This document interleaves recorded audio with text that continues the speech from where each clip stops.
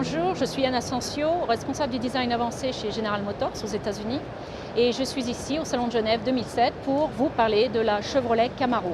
Chevrolet Camaro donc, qui devrait parvenir sur le marché européen très prochainement.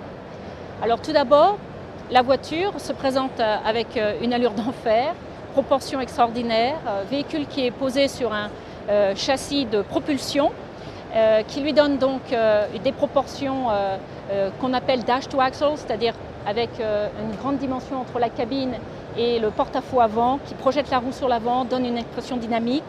Le style, l'expression stylistique, très acérée, très virile, très masculine et très clairement inspirée de la Camaro 1968-69, Camaro que l'on peut considérer comme étant la plus iconique de l'époque des Camaro, enfin de la grande lignée des Camaro.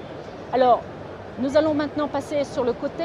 Ce que vous pouvez constater, donc, c'est ce que j'évoquais, une propulsion très clairement exprimée dans son design, une attitude et un équilibre très clairement sportif. Il s'agit d'un coupé.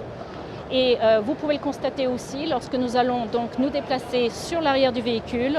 Les traits caractéristiques de la Chevrolet Camaro que vous pouvez voir et apparaître ici par des doubles lampes arrière qui aussi ont donnent un petit rappel avec la Chevrolet Corvette. Nous allons maintenant nous déplacer vers l'intérieur et là nous allons pouvoir constater que l'intérieur, comme pour l'extérieur, exprime très clairement son origine avec quelque chose de très direct, très viril et très masculin, avec un contraste très marqué des matériaux et cet aspect très caractéristique au niveau de l'instrumentation, le double écran à effet carré avec le cylindre rond à l'intérieur et quelque chose aussi très caractéristique qu'on trouvait sur les packages sport.